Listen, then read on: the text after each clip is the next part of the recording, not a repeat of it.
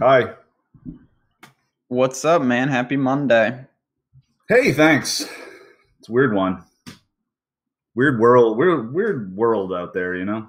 Always. Always. Always, yeah. Doesn't really I don't know. We're in a spot where it's like it doesn't really matter what your own personal beliefs are, but it's not good either way, you know? It's not Yes.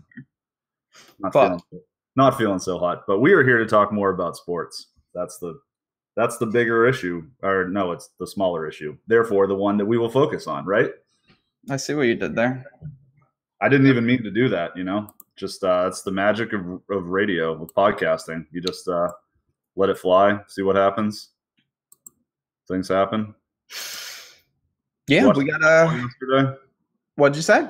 You watched some football yesterday? Watch some football. We got a lot of football to talk about. Mondays we're gonna be reviewing kind of what we did, what worked, what didn't, our cash lineups, some tourney lineups, and kind of just talk about the slate as a whole because it's easy to move like you put all this work in, you let it fly, and then you move to the next slate. That's you're leaving out a huge part of your process if you're not going back and saying, how do I balance not just the results but what I did.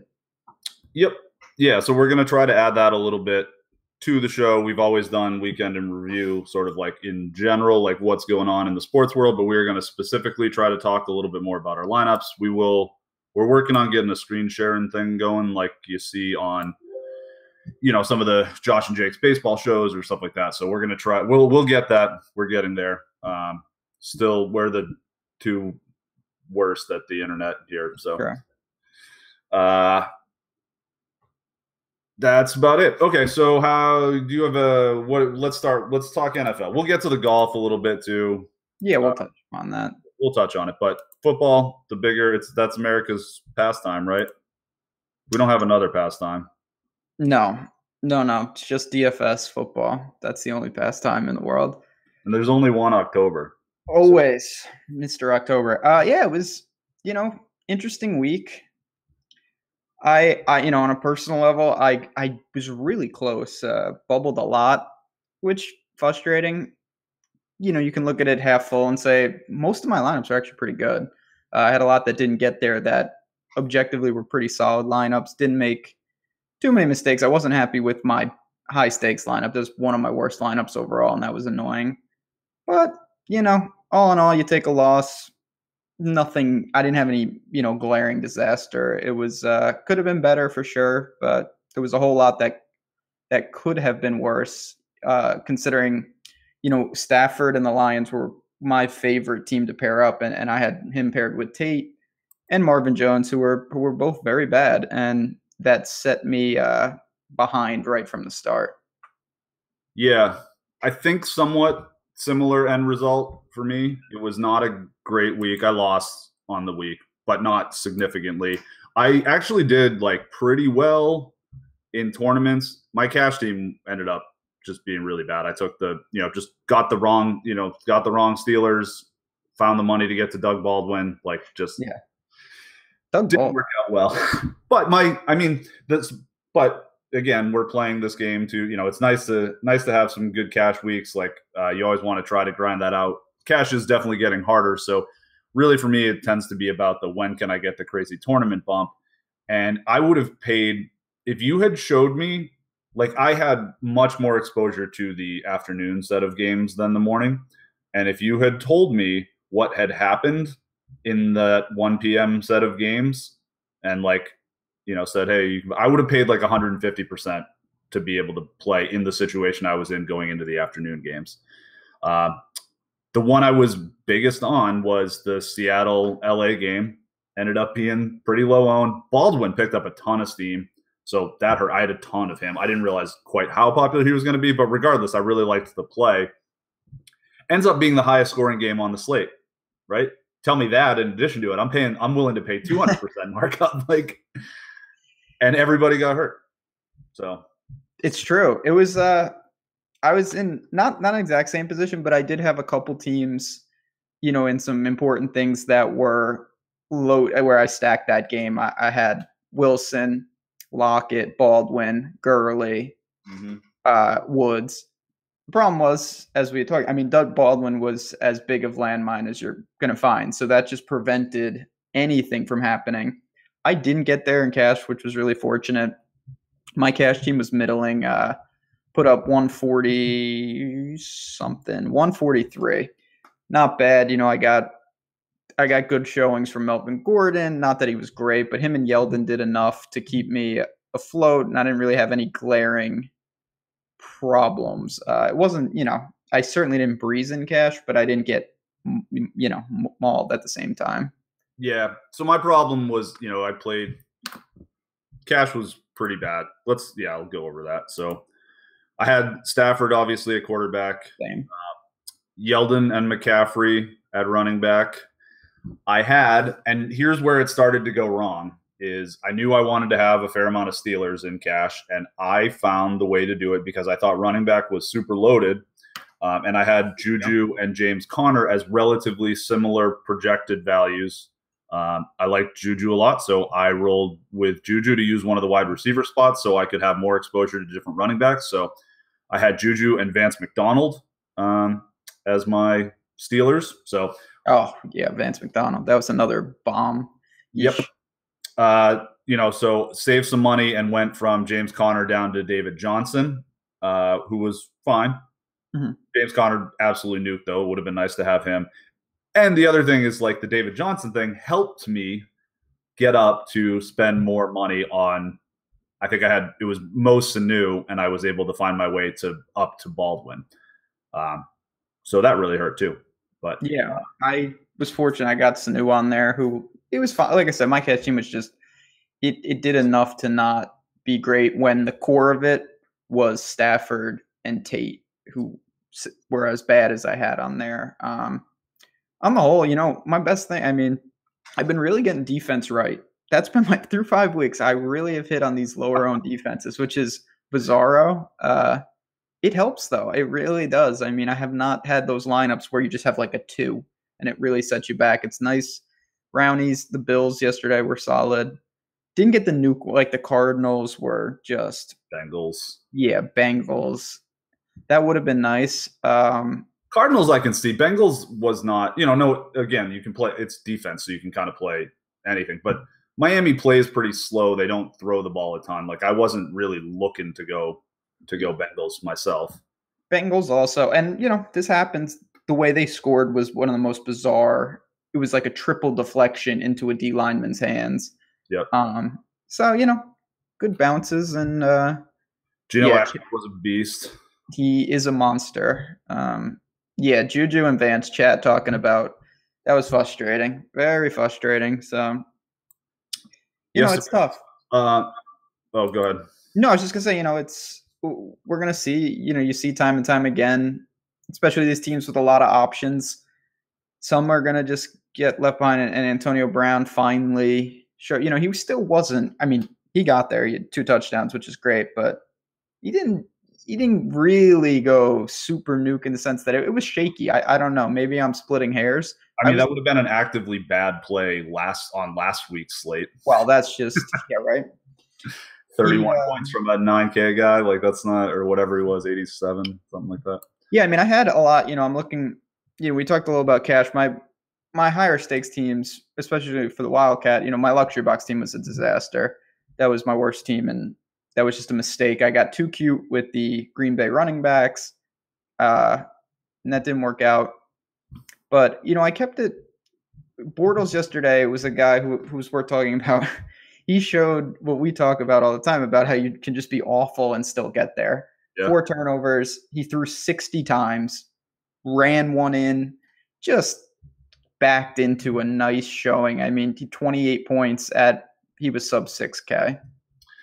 Yeah, he was really good. I mean, in some ways, the problem was like where it went to. I had a fair amount of DD. I had DD in some really nice teams where he kind of sunk them, which that was a bummer. I jammed Yeldon in tournaments. Like, I had a ton of him, and that he got there at the end. That was scary. It wasn't looking good for a while.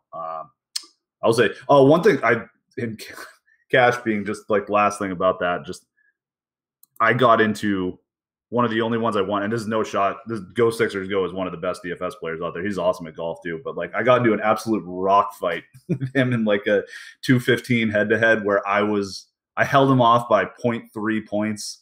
I had a point on him and David Johnson to his Gurley. We both had Doug Ball. Like we just both had like these disasters. It's funny how sometimes, and that's obviously jokes aside, it is double ups. We've talked, and you have specifically.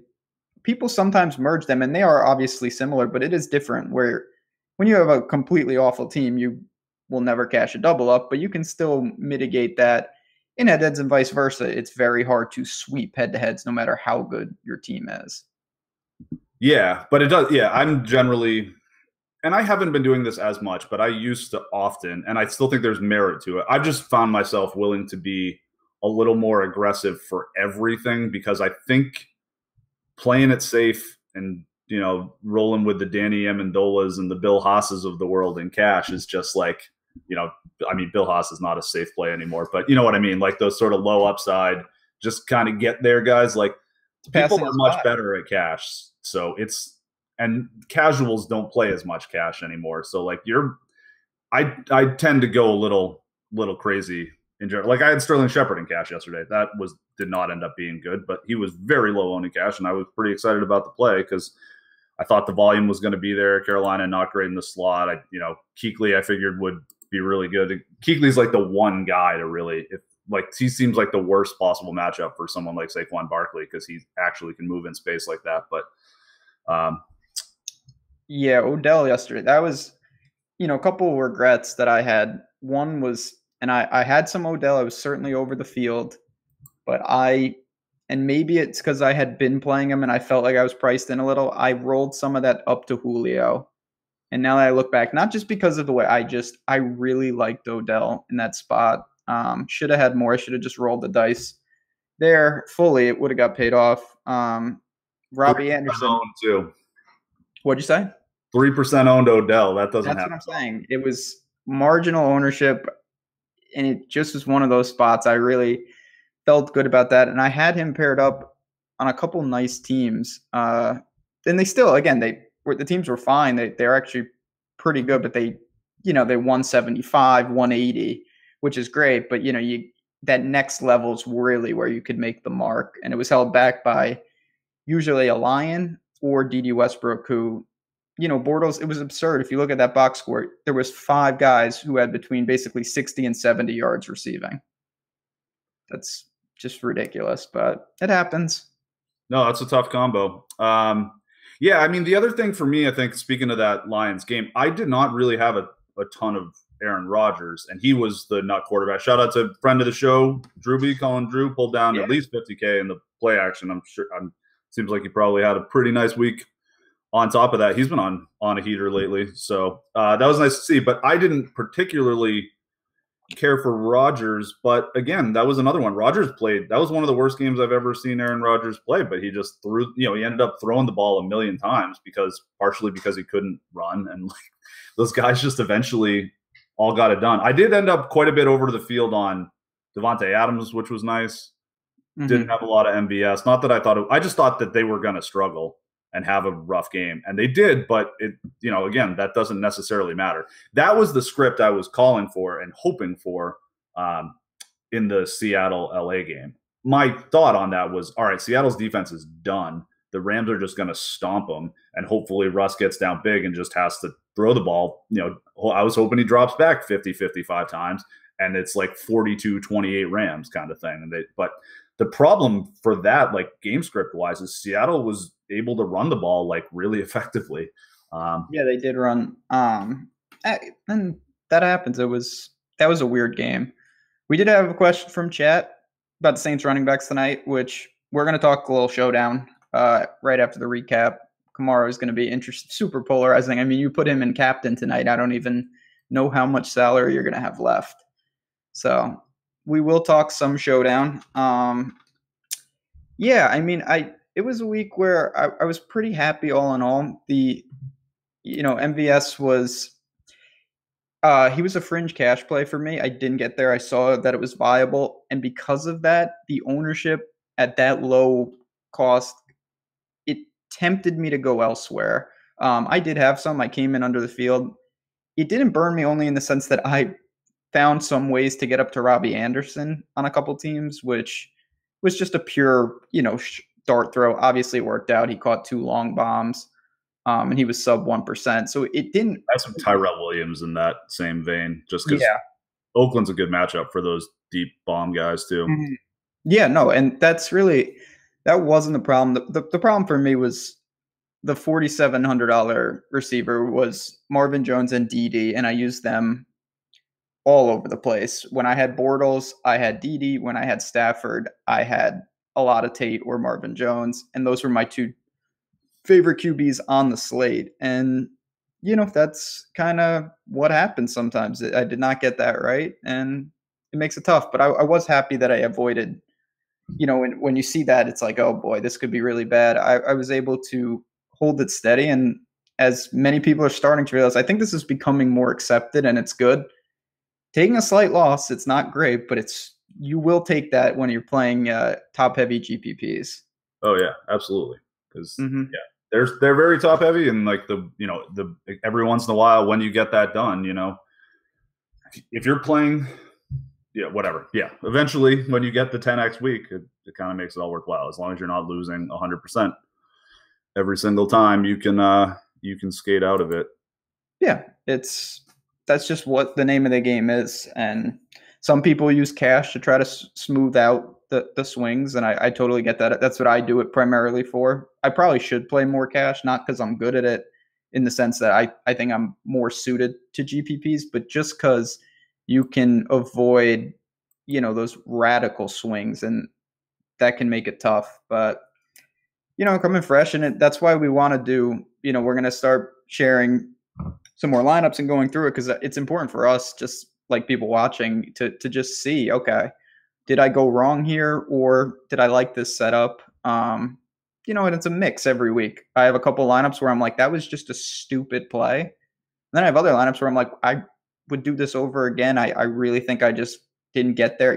I caught a bad break, or it played, like I said, I had a couple lineups that were right on the cusp of really taking a step up, and that happens. It's tough.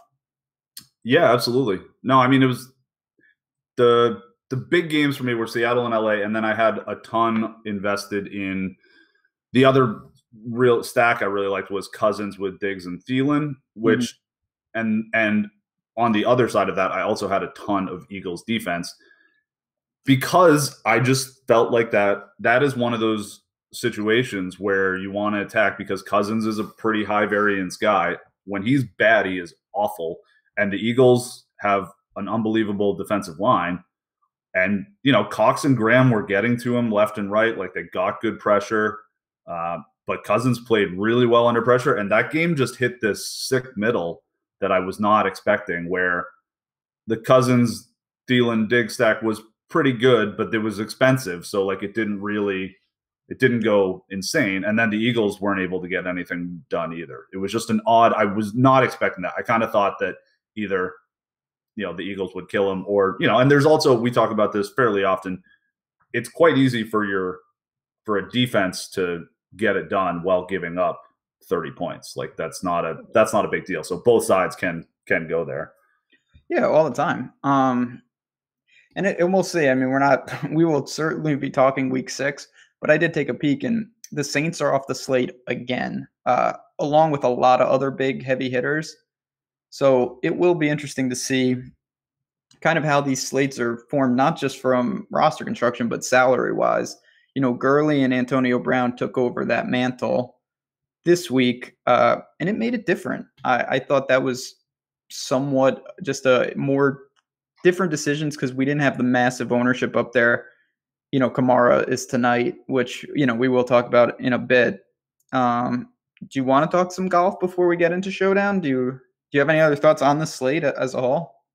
Well, no, I think that's kind of it. Trying to think if there was another game, but no, I think we pretty much hit on everything I wanted to. And then as the slate wrapped up, started checking out the golf, and somehow, I don't know, it was this golf week was really weird, because not that obviously Thursday is not a time you want to be looking, but I just had a lot of like 1-2% owned guys go out there and fire like amazing rounds on Thursday morning. It was looking good, and then just one thing after another happened. But the last one was as the main slate wraps up, I checked the golf, and Snedeker had blown like a 5-shot lead. I had 5x the field on Snedeker, which was making it a not disaster golf week. And then when he lost that, it was like, oh no, it's a disaster golf week. So yeah, golf was name of the game, you got to get 6 of 6 through. I didn't do that. I had all my lineups were set up well, and Chesson Hadley couldn't get it done. Should have got through, didn't get through, and that happened. So once that happens, you're just looking to survive. I caught a big break because there was a secondary cut. So for people who aren't too familiar with golf, when there's a bunch of people who tie at the back end of a cut, if more than 77 guys get through, they basically redo it on Saturday with another cut. That saved me. It got a lot of guys clipped, lowered the 6 of 6. So my 5 of 6s became a lot more viable. Yeah, I actually had some 6 of 6s. I was a little over the field, had some 6 of 6s with Snedeker, and then I didn't after Saturday. Like every single one of them got somebody clipped. And it was the problem for me was those were really low owned MDFs that I had too. So it was like Sam Saunders and Vaughn Taylor who were like no one was on. And if they had been able to get themselves back into it, that would have gone a long way for me. But I caught a lot. I caught a lot of MDFs. I had some James Hahn, just like all the ones that no one was on. I didn't really have much Chilean amateur. Yeah, so Neiman, that helped a ton to thin the field. And all in all, I was actually pretty happy once after I knew where I stood. You can't make any damage. I avoided for a tournament we're still feeling it out. Tomorrow we will be breaking down CIMB Classic from Malaysia, get a non-cut early in the year, have some fun with that. But all in all, yeah, good for Kevin Tway. First win for him. Yep. Anyway, yeah, it's early in the golf season. I know most people are on NFL. Honestly, my mind is on NFL too. Like I put in the work. I was happy with my teams, but I didn't watch the golf. I wasn't paying over attention. It looked really, I would assume, windy on Sunday because the scores were horrible. Yeah, it was super windy yesterday, I guess. I didn't really watch a ton of it either. I was thinking about me. It was a nuclear start, and then Adam Hadwin came out, and I had about 40% of him. I thought he was, pretty much the best play on the board. Like, I have no regrets about that play, and he just sucked. Like, that was just a disaster. You're going to get some it's golf's always crazy, but early in the year, you always get some just head scratching stuff, and you don't know. Like, we just will never know. Was he not into it? Was there something going on? Is he not ready to play? Who knows? But we will certainly embrace that. We're gonna stick with football. I know people are talking a little showdown. People love these showdown slates. Did you play any last night? I played a little. Yeah, I played. It wasn't good. I don't know, man. It was not a fun end of the week. Showdown was fine for me. It was just stupid. I had a lot of Alfred Blue Captain, and that worked out fine. But at the same time, you got to get, unless you hit it, you don't hit it. Like, that's pretty much it. There's not a lot of people who play showdown and make a little money. You usually take the loss, and then you either once in a blue moon, hopefully you strike gold. Yeah, absolutely. That is showdown for sure. If you skate out of showdown, even, like, you should be jumping up and down. Yeah, that should go on the RG rankings, way up there. Just breaking even on showdown is an accomplishment in itself. Yeah. So be aware of that. I know everyone loves showdown, but like, if you've got $100, don't put 60 of it into a showdown slate, because you are a favorite to lose 50 of that. Like, that's what's going to happen almost every time. And you're hoping every once in a while you just happen to hit the nuts, and hitting the nuts is way hard. Like, I was having a lot of success in some of the basketball showdowns earlier because I found ways to be unique without it being like, you need to hit this exact, like, the captain thing really just makes it even more of a just total crapshoot. So yeah, it's great. I think this, and again, everyone's in a different spot. That's between you and your bankroll. But on the whole, don't treat Showdown as an additional slate in the sense that it is not equal to the main slate. Like, I strongly recommend either allocate a percentage, or if you have a good week and you say, you know what, I want to play a couple. But I just feel like sometimes it's like, okay, main slate's ended. Now let me play the second slate. It's like, that is a bad way. They are not equal. A 12 game full slate and a 5-man captain showdown, whatever the format is, certainly two different things.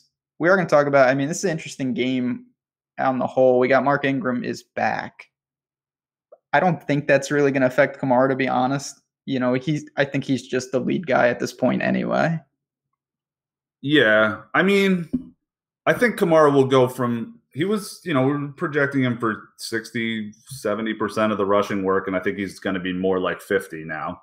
It'll cost him a couple touchdowns, but Kamara has never been not touchdowns, touches, but Kamara has never been a particularly good, like, touch per dollar guy. Like, that's never been him. It's with Kamara, he just has a better ability than anyone else in the league right now to just break the crazy play. So if he gets 14 touches versus 18 touches, that's probably not that big of a deal. Like, I'm not all of a sudden fading him because of that. No, it's also, again, and this is, for example, one, this is a showdown slate. If he was on the main slate and he was looking at the 40% ownership again, I can tell you almost certainly I would be coming in under and rolling the dice that maybe they do say, you know what, let's keep him a little fresher. Let's give Mark Ingram some looks here. And it makes Kamara's line even thinner in the sense that now he has to turn 12 to 14 touches into 45, not 16 to 20 touches into 45, which he can do, of course. It's just a little tougher. Yeah. But this is a showdown. I mean, Kamara, if you can get him in, certainly do it. The guy who I think is going to be, popular is a relative term, but we got no Ted Ginn, Cam Meredith, the former Bear. I've seen a lot of steam on him. I think people are going to look to him, and I get it. The one guy, there's a guy, and I don't know much about him. I've seen his name here and there, Traquan Smith. If you're really looking to, that's got the Aldrick Robinson feel where he's, snap-wise, he's seen the field a little more. Maybe more than Aldrick Robinson. What? More than Aldrick Robinson. Robinson, because it's impossible to get less than that. People not in the NFL are seeing the field more than Aldrick Robinson these days. Maybe you say, hey, because personally, I get it. I like Cam Meredith. I'm playing Cam Meredith in, the 2-game slate and things like that. But in Showdown, I don't think it's the worst idea to say, you know what, maybe I roll Traquan Smith, deep flyer, he's got that kind of home run ability and hope that he sees 5 touches and roll the dice. Right, because Showdown is really where it gets into the expected value of the play. And it's like, you got to realize, I don't know, I was having this debate with someone around here yesterday about just like the difference between the expected value of something that's going to fail 90% of the time. Like, it is going to fail 90% of the time to play Traquan Smith, but Traquan Smith might be 2-3% owned. So if he does go crazy, like Cam Meredith, if he's picking up steam at 5K or 3K when there's a million studs to play and people want to put Kamara in their captain spot, like, he might be 50% owned. So even if he's, when you put it like that, if he's 10 or whatever, if he's 10 times more likely to score more points than Traquan Smith, if Cam Meredith is a minus 1,000 favorite, it's still a better bet if Traquan Smith is 3% and Cam Meredith is 50. Yeah, I mean, what you just said is you just risk reward. If you're doing something, if you have a coin or anything, and it's the odds and then the payout. Like, if you're getting 10,000 to 1 on a bet, even if the team loses 99 out of 100 times, well, yeah, I'm gonna be betting them, the underdog, obviously. Yeah, really good bet. Amazing. And that's what sometimes gets lost because it's counterintuitive until you kind of grasp it. Because you're like, why am I going to play a worse guy? And Right. he is a worse guy. That's the thing. Yeah, Cam, worst play. Definitely. Cam 100%. Meredith should and probably will outscore this guy. But when he doesn't, and it's not a 0% chance, how big is the potential reward? Well, in Showdown Slate, we saw last night somebody won, which is pretty cool. Guy won it all. Yeah. That potential, I mean, is incredibly valuable. Now, maybe it's not like you automatically win, but those low-owned guys are one of the ways to thin the field. Right. And that's the other thing about it is it becomes not only do you have the best lineup, but like, is that lineup different from other people? Like, if you have Cam Meredith in your lineup, you're going to have to do something else weird because, like, the problem is, say you come up with the best lineup. If you are sharing that with 150 other people versus if you're sharing that with 3 other people, like, that is such a massive difference. That's a whatever. I don't know the difference in payout there. I'm not, but it would be, $100,000. What is it, like 110 or something like that? I think if for the top 3. And if you're sharing it with 150 people, that's, I don't know, $1,000. Like, the 100-to-1 difference in the payout is a big deal to think about. So yeah, I mean, that's even on a main slate. You can have a great optimal lineup. If you're duped, your expected value is shot. Like, you're immediately shot. It doesn't even matter if the lineup does good. Long term, you're gonna have problems. But having said that, it's still a balance between, you can't play guys that are inactive. Obviously, you got to try to find someone with a path. I'll give one more in terms of the real wackos. Maurice Harris on the other side. So Doxson looks like he's banged up. I haven't seen, I've been doing other things, if he's ruled out or anything. See, California cool. He knows in chat. Perfect timing. Maurice Harris, I think, would be the guy if Doxson sits. I don't know anything about him. His salary is $300, which is not something I ever thought I would have to say in a DFS show, but worth a shot. I mean, again, you're talking about, is he going to see the field? If the answer is yes, for more than a couple plays, if the answer is yes, he's in play in Showdown. Yep, I 100% agree with that. I'm totally fine with that.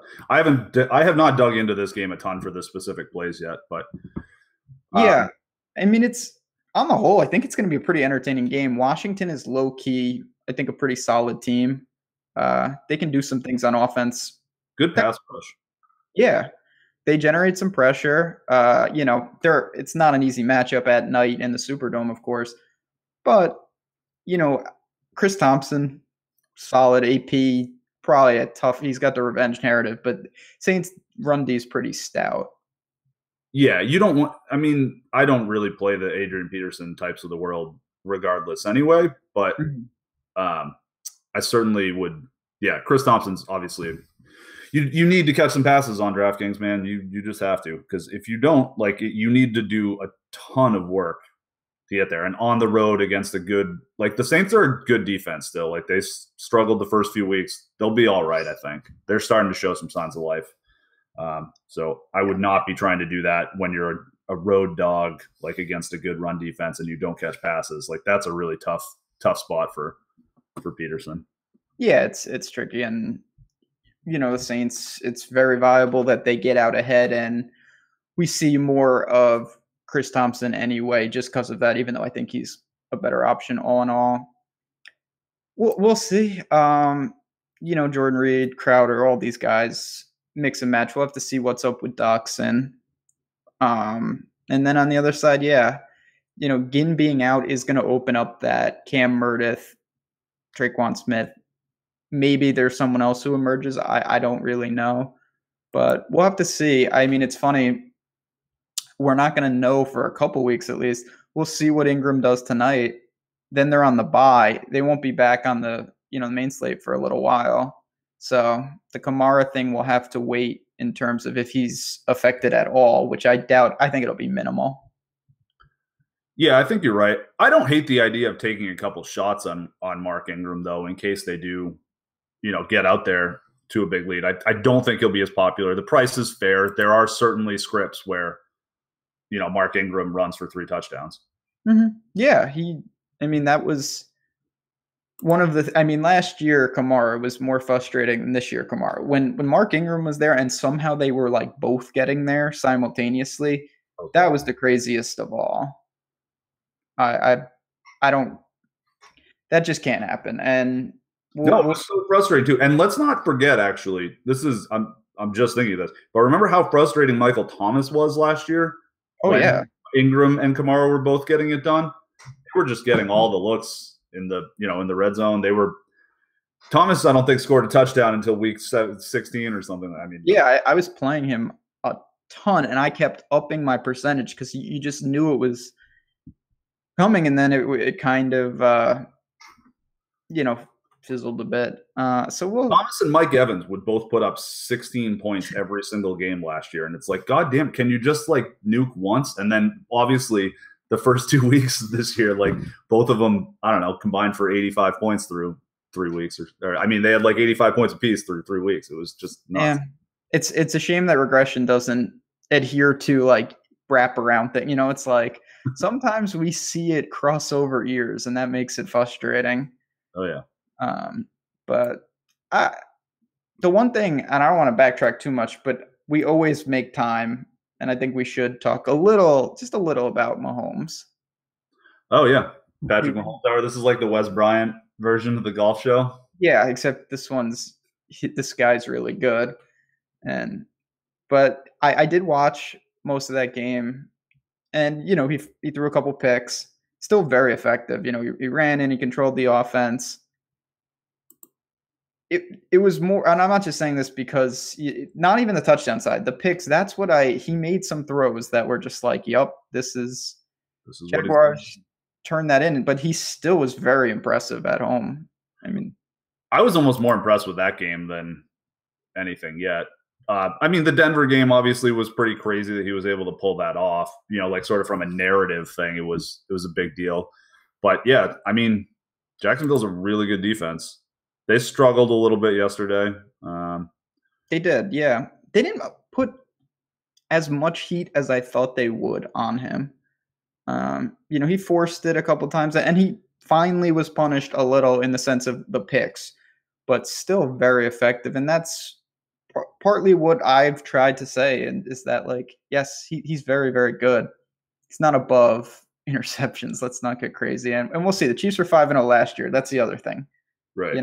This has happened before. There was the one play that Yannick Ngakoue like chased him down in the backfield, and you'll see that with Mahomes, I think, some too. Like Von Miller was able to do it. Like these guys are faster than Mahomes. I think people think that he's because he can move. Like he's not an athlete, but he's not as fast as these. Like Yannick Ngakoue is a really fast dude. Like in some of those guys, like when you see, Von Miller's like wide receiver fast. He's an insanely fast dude. So like when you start to have some of those guys chasing after you, like that's a big difference for Mahomes than it is when you've got the guys from San Francisco or whoever, or like they just can't do anything to him. Yeah, and what I want to see still with him, and you know what, more power to him. We hasn't seen this because he's been so good. Is what happens when it goes bad for a little while? Like, does he continue to take more on and try to do too much, or does he let it slide? We'll find out.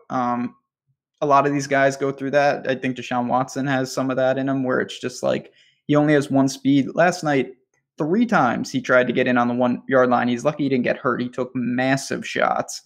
Yeah. Where he's just like, in college, those are all touchdowns, and in the pros, you don't get in and you get smoked. Like, right. And we talked a little. That was a big theme with our first poll question. Which, we got to bring those back. I know last week.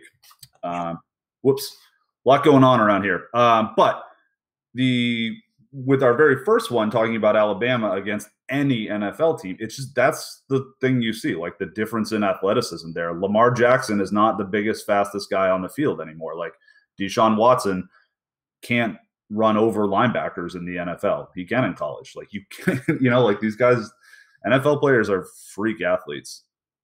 I don't know. Do you think people will be down on Mahomes at all? Like, do you think people are cashing in their stock at all? Because next week they're playing New England. Ooh. New England's hella slow. Interesting. That's Where is the game in No, it's at Foxborough. I think it's at Foxborough. And the Yeah, Patriots look good again, so I think people will think that they're I don't know, I kind of think the Chiefs could win this game. The Chiefs are a really, really tough matchup for New England. There've been several embarrassing losses at the hands of the Chiefs they for New England. they do seem to have found their stride. That's obviously an awesome game. I do think with Mahomes specifically that the public is viewing him through a weird lens in the sense of, or maybe I am. I'm not equating his best games with the people that other people are. Like I, I think people soured on him slightly yesterday, where I didn't. I was somewhat more impressed. Yeah, same. And And we talked about this 2 weeks ago before the Denver game, where it was like, I was kind of bummed that he played as well as he did in the Denver game, but I was really hoping the stats went way down for 2 games, and then this New England game was going to be the one to be, all right, now's where I start buying on it. Same thing. Like I've been playing a ton of Deshaun Watson this year. I did not really play him last year, but now that he's low owned, he's still the same guy, mm-hmm. Still got that crazy upside. So. Yeah, there's a lot. QB is something, we're going to, of course, continuously discuss. It's just been tricky for me that this pricing is so flat that that's affecting my decision making. Maybe it's negatively. I don't think so. I've just more likely than not been taking guys sub 6K, and they're playing well. Quarterback has not been the problem. It's been, just avoiding a landmine here and there, or, other things. But yeah, quarterback for the most part, there's plenty to choose from. There's a lot of good guys out there right now in the league in terms of DFS production. Oh yeah. I mean, yeah, exactly. Quarterback is, and that's, it's loaded every week. And that's the thing, is like finding the right pairings with it is what's hard to. And that's, even, when I look through lineups, Drewby's a perfect example. He had a huge win. He stacked the same game that I did. It's just within that game, there's different ways to do it. And obviously he found the way. I don't have his lineup in front of me, but I believe it was Galladay was in there, and he had the right receivers with Aaron Rodgers. Yeah, it was Rodgers, Devontae Adams, and MVS. Yeah, which, within that game, there's a lot of ways to go. So it's certainly not as simple as, well, I like this game, I think it's going to shoot out. Can you be creative within your stack and separate, if you get the game right, that you're not in the same spot with a bucket of other people? Right. And it's tough. Like there's a different, like we talk about, I think we talk about this probably more than anybody else, that there's a huge difference between playing well and playing fantasy well. And like Russell Wilson, unfortunately, played well enough yesterday to fuck his own fantasy value. Like that happens too.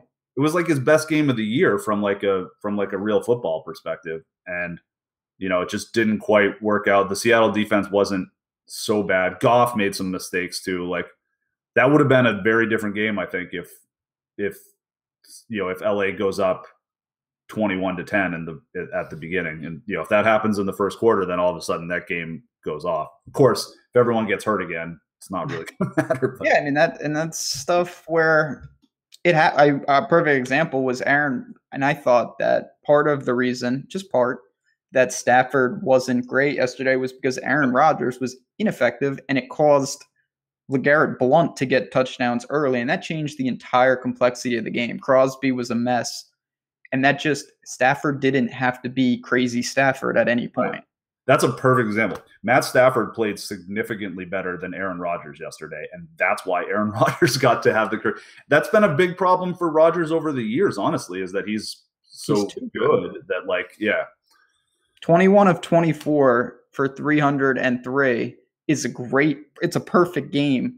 But when you have Bortles throwing 4 picks and throwing the ball 60 times for 430 yards and running one in, yeah, that's more effective, as crazy as that sounds. Yep. And a lot of that you can correlate it with, like, part of why I've been, a big Deshaun Watson guy more this year. Their defense stinks. So they get into a lot of situations where it's like, okay, here we go, And Bortles hasn't done that he hasn't had, yesterday was one of those games like a couple of years ago when him and Alan Hearns and Allen Robinson would have combined for 13 points in the third quarter and then be on tournament winning lineups by the end of it, because it was just like crazy Hail Mary time. But the Jacksonville defense has really changed that. Like the fact that they're in these games means Bortles isn't forced to just toss the ball all over the place.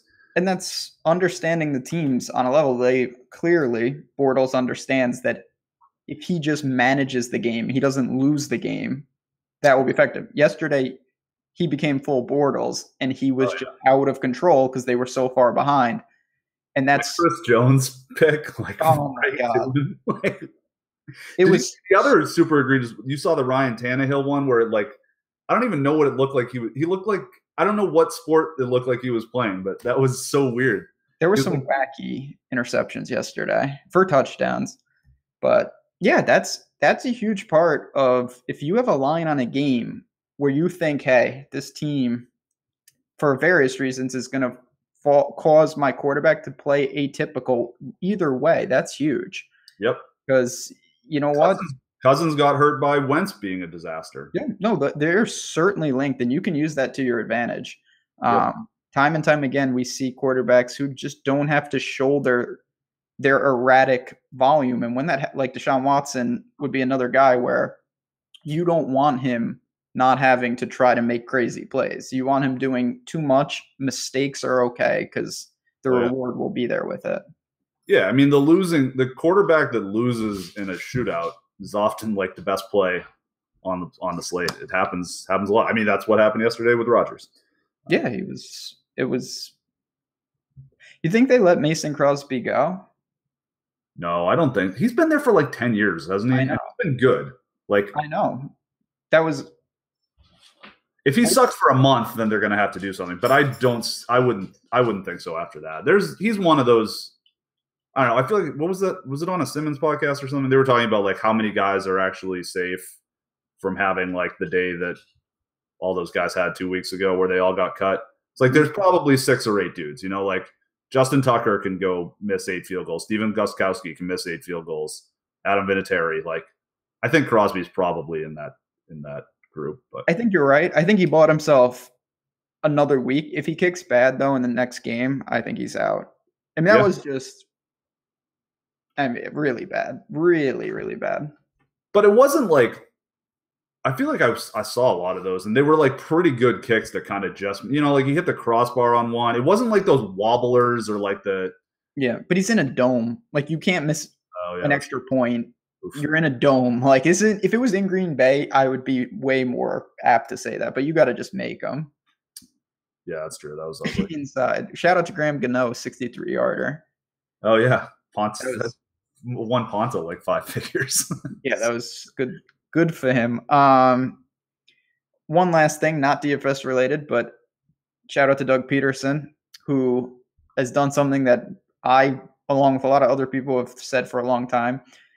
Going for 2 when you score down 14, which is a genius move, because if you get it, then when you score again, you win the game. And if you don't, you just go for 2 again. And the chance, when you do it out as a table, you obviously see that in the long term, that's a super smart move rather than just kicking the extra points. Nice. Like it. Did you see that? I thought that was really gutsy by him, just to adapt to logic like that. Like, just go for 2 always in that situation, because to mess it up where you're really punished, you have to miss 2 2-point conversions. And I mean, you should go for 2 every single time, no matter what. That's also a fair point. Just for the simple, like, people can convert 2 yards at a higher than 50% clip now. The fact that they moved the extra point to where it is and no one's realized this, when the extra point was automatic, I could see teams being like, you know what, we want our 7. It's not nearly automatic. It's insane that people don't do it. Yeah, what does extra points get made at? It's still 90 plus, but if it's say 95 or whatever, and all of a sudden you've got a 0.95 points that way. If you're converting that means you need to convert your 2-point conversions at what, 47.5 or higher. Like, there is no team in the league that wouldn't convert more than 47.5% of their 2-point conversions. Yeah, and as weather gets worse, that will come down on the extra points. Yeah, on the extra point side, there's no doubt. So we'll see. I keep waiting for a team to embrace that, but They don't. That'll. Yeah, I don't know. It was interesting though. I thought that was pretty cool for a team to start getting a little more edgy. Yeah, good stuff. That whole the Andy Reid coaching staff, man. They a lot of good dudes from there. Yeah, I mean we saw Sean McVay go for it to end a game, which is another just obvious move, but yet smart. You don't see teams do that as much as they should. Just if you can't get it a yard in an offense like that, I mean, come on, it's ridiculous situation. Yes, But that is true. All right, any other takeaways for you from this weekend? no, I mean, we're starting to get into the thick of it. Uh, for me, honestly, it's just every week is the same concept. Review what I did and then let it go, good or bad. Don't let it linger. The plays, the if you notice something that you think is a trend, certainly be aware of it. And I'm not saying don't factor it in, but what worked last week is not going to work this week. Every week is a new slate. It's a different puzzle. You can take some trends and skill sets, but don't just try to say, "Oh, I had my best week of the year, week 5. I'm going to do exactly what I did there." Don't get in that mindset. Right. Yeah. I mean, I think it's worth often trying to compare a couple weeks to one another. So if you're looking at what you did this week, pull up some of your tournament lineups from last week. Mm-hmm. Compare the two. See what's different, because I think you'll be surprised how different they can be. So a lot of stuff. And honestly, even on the player side, like you hear it all the time with people just being like, well, "This guy." It's like, yeah, but if take the big view, look at his game log and notice, okay, he had 3 horrible weeks and then he exploded. If you could go back to that point after those 3 horrible weeks, what would people be saying? Would there be any chatter about this guy? And then you see, all right, well, this guy's clearly capable of coming out. We talk about that in golf all the time. There are certain golfers off no form who can just get it done. And then there's others who usually build up. And that's an important trend to notice with certain guys.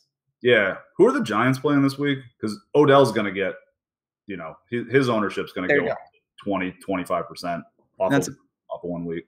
And it's a perfect example of how fast it changes. All you didn't hear much about him. You heard, Giants are a mess. Eli can't throw. And now it's like, oh, Odell, like, 35-point week last week. Huge, great play.